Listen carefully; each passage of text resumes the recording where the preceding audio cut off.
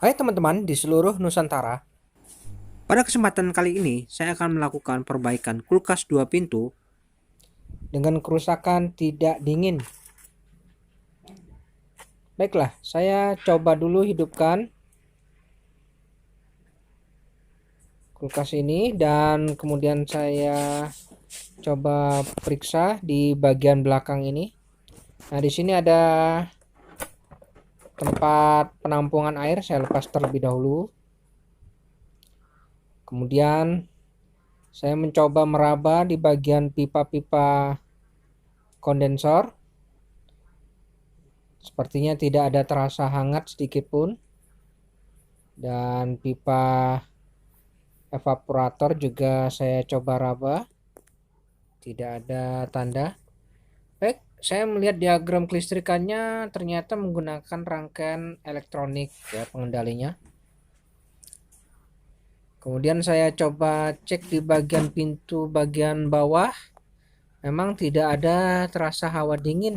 Saya rasakan. Baik di bagian rak-raknya saya raba tidak ada dingin sedikit pun. Kemudian pada bagian freezernya saya coba rasakan, ya memang tidak ada sama sekali tanda-tanda dingin sedikit pun ya. Oke, coba saya penasaran ingin mengetahui penyebabnya. Saya coba lakukan pelepasan pada bagian cover ini. Di sini terdapat skrup di dalamnya. Ya, kita coba buka dulu skrupnya. Saya pengen tahu kira-kira apa penyebabnya, apakah ini karena terjadi kebocoran freon, apa terjadi kebuntuan freon. Baik, mari kita coba cari sama-sama dan kita belajar sama-sama. Oke, saya coba lepas dulu cover bagian freezernya ini. Oke, sudah terbuka. Kemudian saya amati di bagian kondensor. Ternyata pembentukan bunga es pada evaporator memang tidak terbentuk dengan sempurna. Nah, ini saya raba di bagian pipa evaporator, hanya dingin di dekat pipa kapiler saja. Dan di sini saya amati. Nah, ini ada proses pembentukan es secara perlahan. Oke, perlahan tuh mulai terbentuk. Saya lihat di antara pipa kapiler dan pipa evaporator. Nah, itu sudah mulai terbentuk ya pembentukan es. Apabila proses sirkulasi freon itu lancar, maka pipa ini akan membeku seperti ini. Oke, ini sudah mulai membeku. Kita lihat proses pembentukan esnya, artinya freon sedang bersirkulasi. Oke, kita tunggu. Nah, ini sudah mulai disirip-sirip, sudah mulai terlihat salju.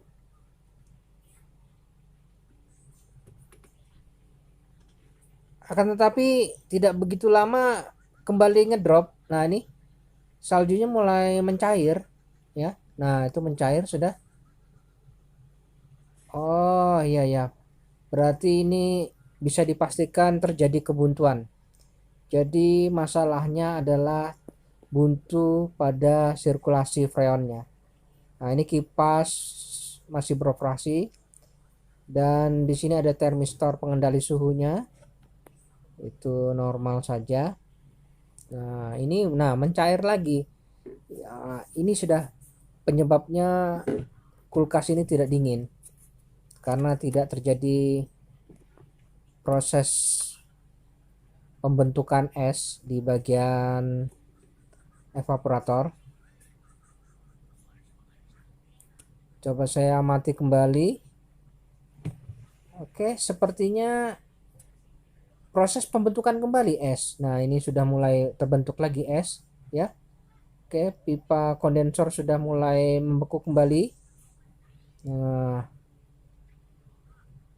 ya artinya mungkin ini freon yang tadinya buntu kemudian bisa lewat kembali, bisa bersirkulasi ya. Makanya ini bisa terbentuk bunga esnya. Dan tidak berapa lama nah mulai ngedrop lagi ya, bunga esnya mulai mencair lagi ya, mulai mencair, kita amati itu ya. Nah, sudah diketahui teman-teman, ternyata terjadi kebuntuan freon ya pada sirkulasi pendingin ini. Jadi bukan bocor ini kerusakannya, ini masalah buntu pada freon. Baiklah, kita coba tutup saja dulu. Kita langsung menuju ke bagian belakang saja ya. Kita menuju ke bagian belakang, nanti kita amati. Kita coba periksa lagi di belakang. Di sini ada filter dryer ya. Saya raba tidak ada terasa hangat. Pipa-pipa juga tidak ada terasa hangat. Dan ini kompresornya menggunakan kompresor Panasonic ya, yang terkenal mumpuni. Oke, saya cabut dulu sumber listriknya. Saya ingin melihat apa yang ada di bagian kotak pengendali ini. Biasanya pada umumnya menggunakan timer, defrost timer, tapi mungkin ini tidak menggunakan timer, melainkan menggunakan sistem elektronik atau istilahnya inverter pada pengendalinya. Oke, kita coba lihat sama-sama bagaimana bentuk modul inverternya ya. Kita coba lihat.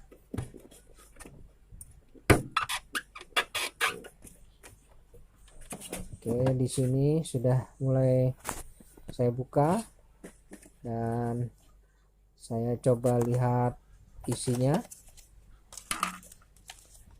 Oh, ternyata ada rangkaian elektronik dan beberapa relay di sini ya, terlihat ada relay dan kapasitor juga ada. Jadi sistem defrost timernya menggunakan sistem elektronik ya teman-teman.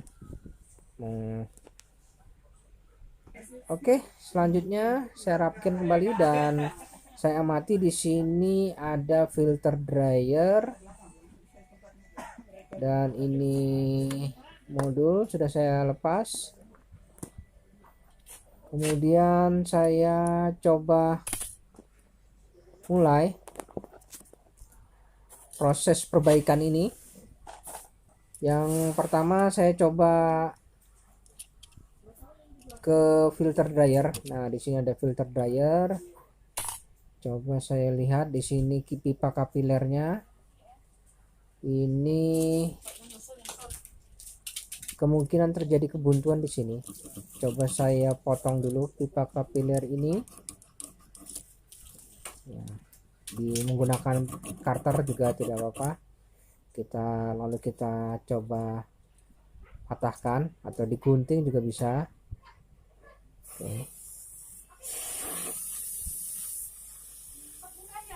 Oke, setelah saya coba patahkan akan keluar freon ya.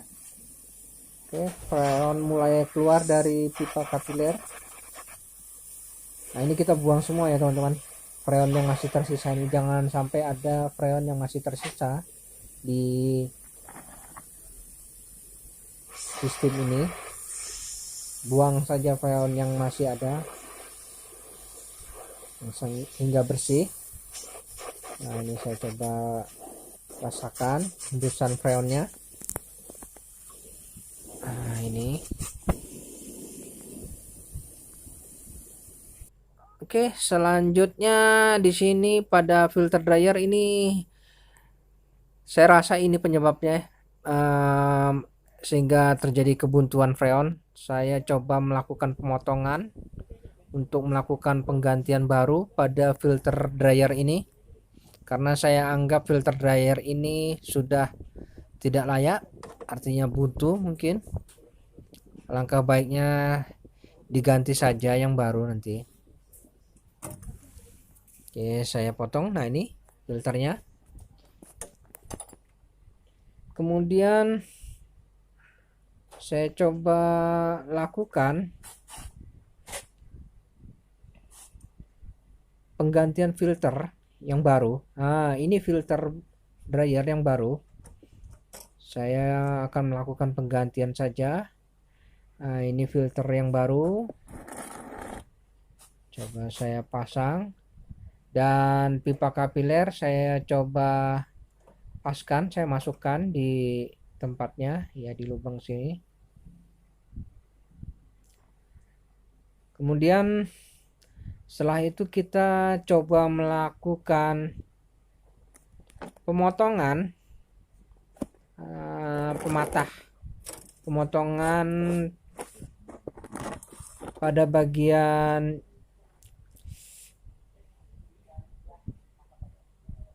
pipa hisap. Ya, ini pipa hisap. Saya melakukan pematahan karena di sini akan saya pasang nantinya yaitu pentil pengisian freon. Nah, di sini ya. Oke, saya coba lepas dulu sisa pipa yang masih menempel di pipa hisap ini. Oke, saya melakukan pelepasan terlebih dahulu, teman-teman. Oke, sudah terlepas ya. Kemudian saya pasang pentil pengisian. Nah, ini pentil pengisian yang baru. Saya pasang di sini dan kemudian saya melakukan pengelasan juga kembali. Pada saat melakukan pengelasan ini kita harus hati-hati ya, jangan sampai ada kesalahan sedikit pun yaitu kebocoran ya. Betul-betul kita perhatikan proses pengelasan ini, karena apabila terjadi kebocoran nanti kita akan melakukan pengerjaan ulang dari awal.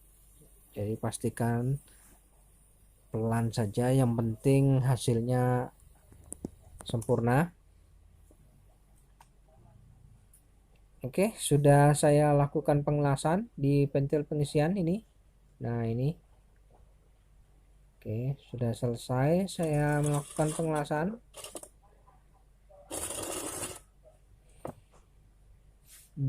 Terlihat sudah, ini pentil pengisiannya yang akan kita las selanjutnya.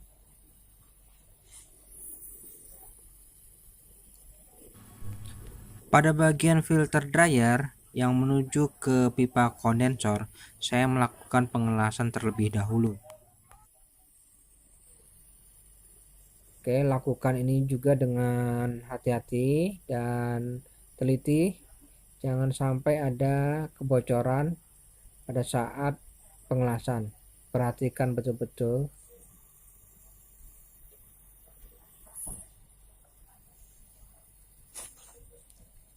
Oke, sudah terasa rapi, terlihat.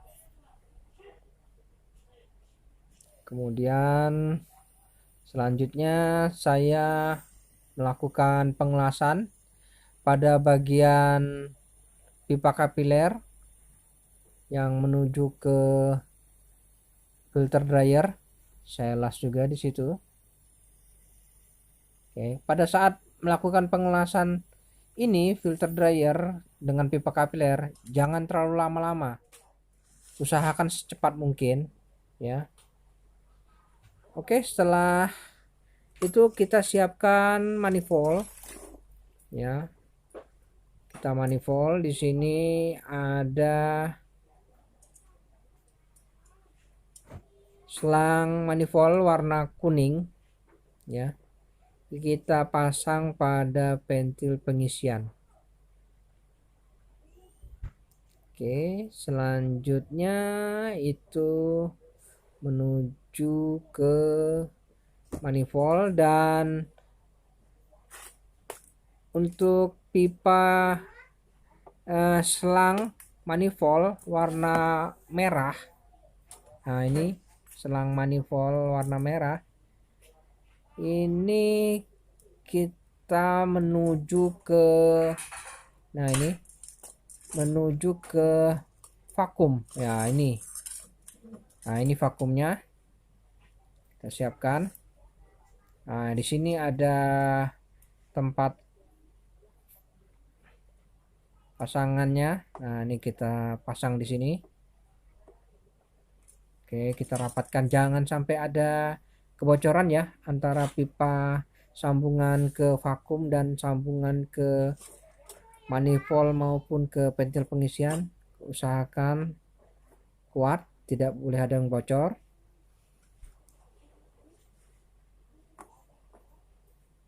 Oke, selanjutnya di sini ada pipa selang warna biru. Kita lepas saja karena kita tidak pakai ya. Jadi hanya 2 selang manifold, dan kemudian kita tutup rapat-rapat keran ini, keran warna merah dan keran warna biru. Kita tutup dulu. Setelah itu kita coba colokkan mesin vakum. Nah, ini coba kita colokkan dulu ke sumber listrik.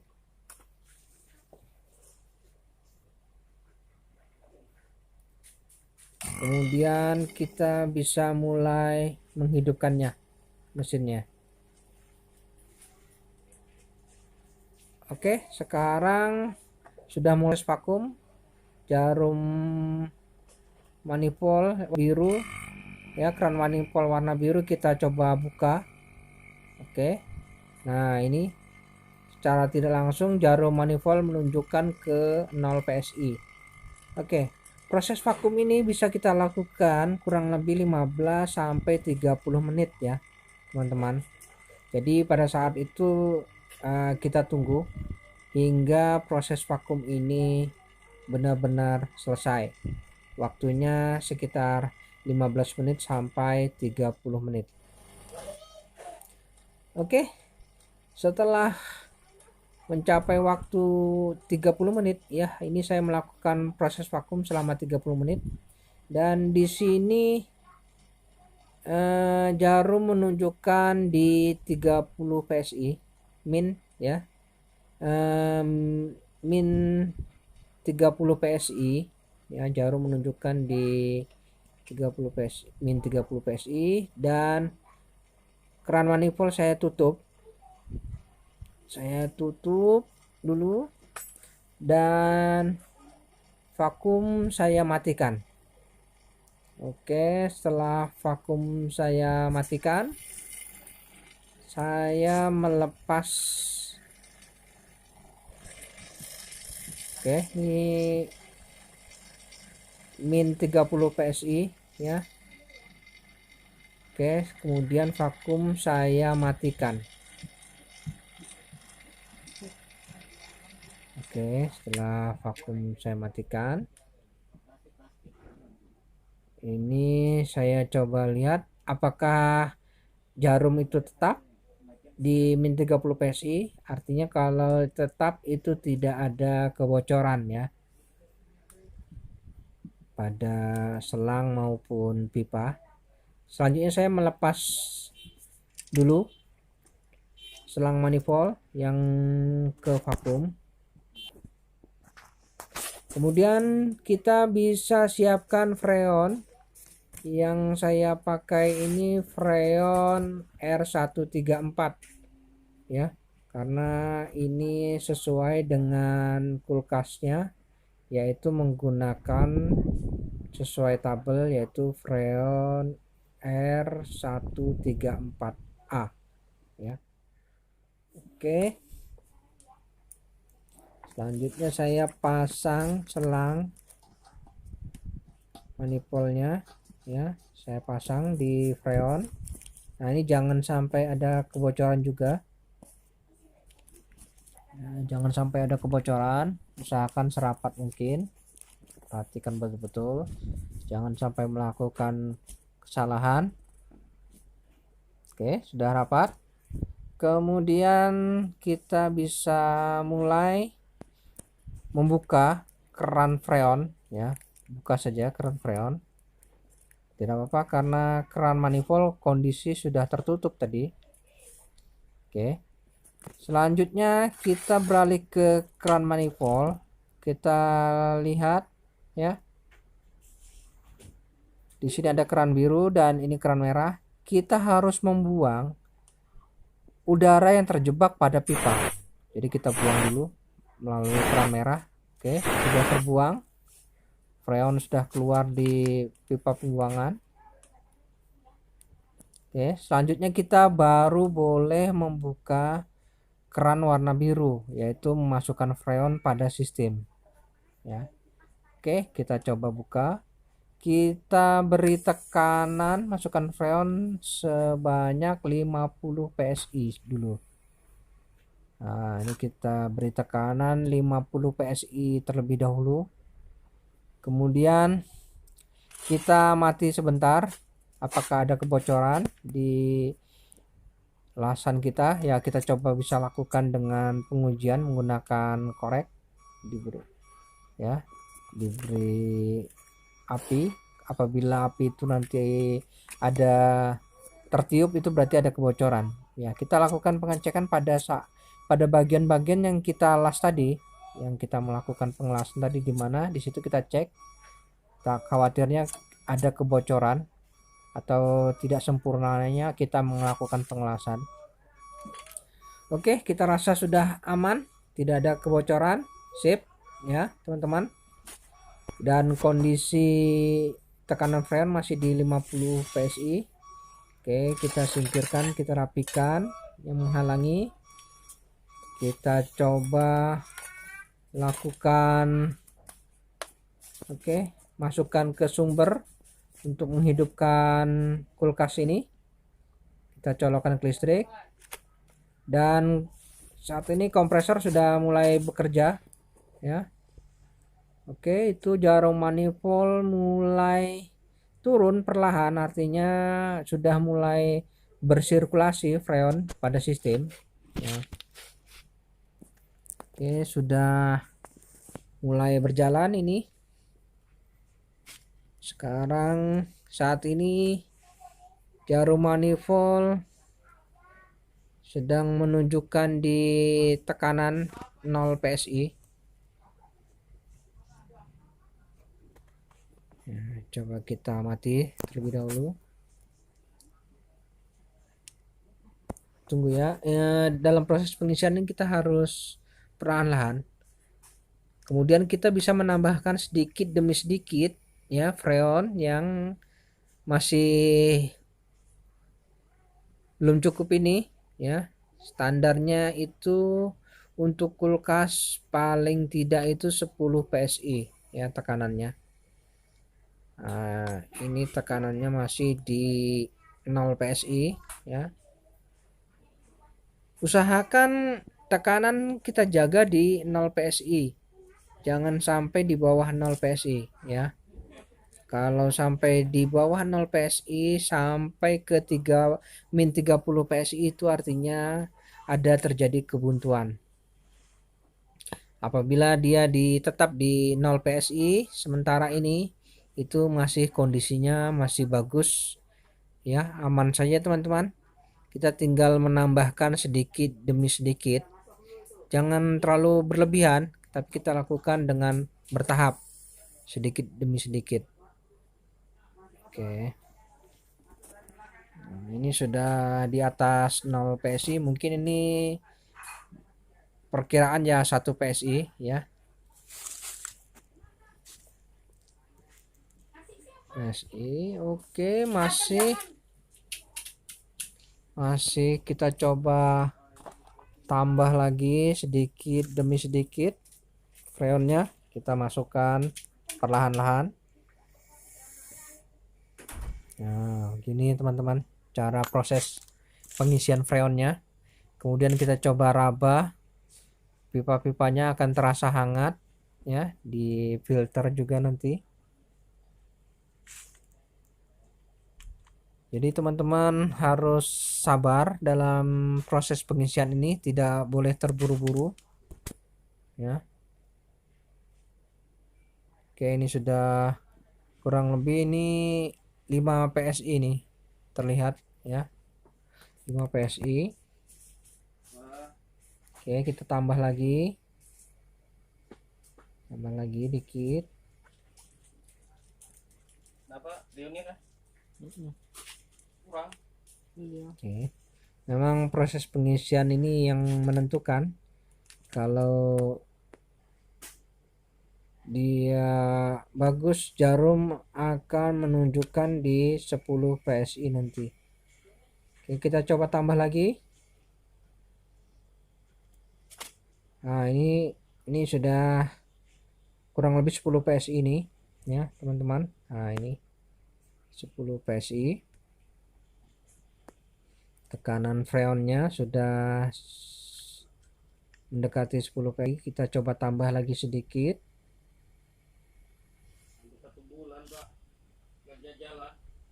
Oke, coba kita raba. Nah, ini sudah mulai terasa hangat ya di bagian filter ini, dan tekanan di 10 PSI. Saya rasa ini sudah cukup ya proses pengisiannya. Coba kita cek ke depan, kita coba cek di bagian depan ini apakah ada perubahan setelah kita melakukan penggantian filter dan pengisian freon. Apakah masih sama seperti sebelumnya? Nah, coba kita lihat. Wah, ini ada pertanda bagus ini pada bagian evaporator ya. Nah, ini sudah terlihat salju ya. Di bagian sirip pertama sudah terlihat, dan yang kedua, ketiga, dan keempat, wah, sudah merata, dan di sini terasa sudah lengket-lengket, ini pertanda sudah bagus ya. Sampai ke 4 sirip sudah terasa, dan hawa dinginnya juga sudah mulai terasa. Kemudian kita coba tutup saja ini, dan kita tutup saja, kita rapikan saja. Oke, setelah itu saya lihat di bagian belakang lagi, tekanan masih di 10 PSI, masih aman.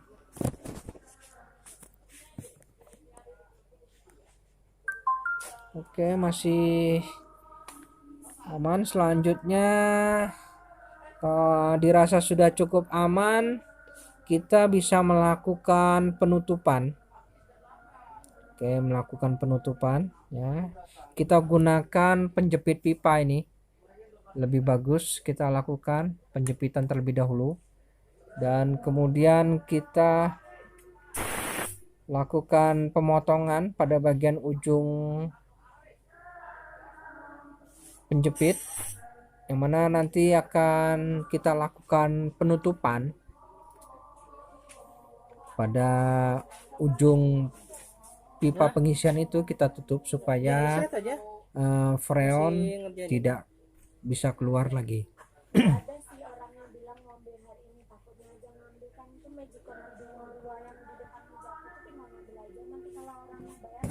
Oke, kita lepas dulu selang manifoldnya menuju ke ventil pengisian. Oke, selanjutnya kita coba uji apakah ada freon yang keluar di ventil pengisian. Oke, sepertinya tidak ada, aman. Selanjutnya saya melakukan pemotongan terlebih dahulu pada bagian pipa ventil pengisian ini.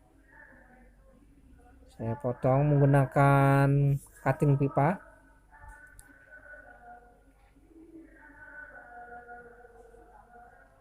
Oke, kita potong perlahan-lahan.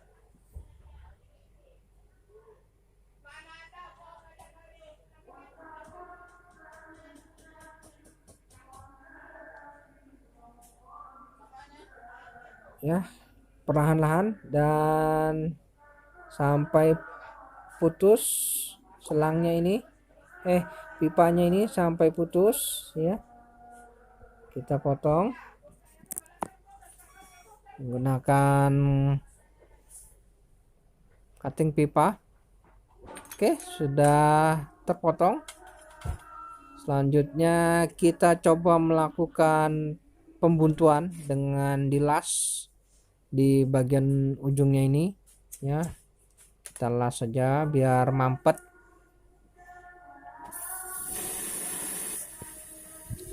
Pada saat proses pengelasan pembuntuan ini kita juga harus hati-hati, pastikan tidak ada freon yang keluar ya di bagian ujungnya. Nanti kita harus teliti, kita amati, jangan sampai ada kebocoran sedikit pun, karena kalau ada kebocoran nanti kita akan mengulang lagi proses pengisian ini, jadi sayang kan.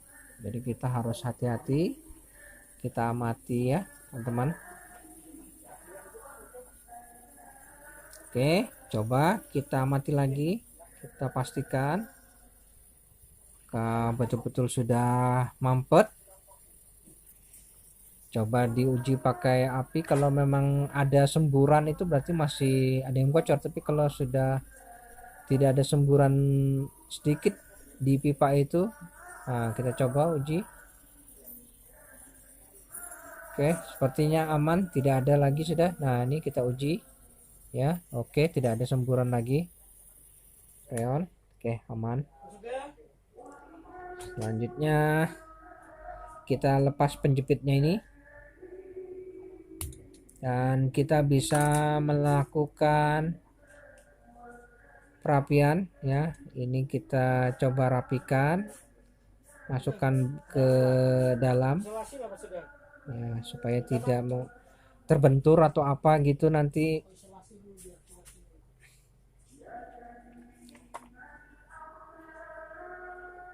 Dan untuk ini filter dryernya kita coba rapikan juga ya. Oke, sudah terlihat rapi di sini juga.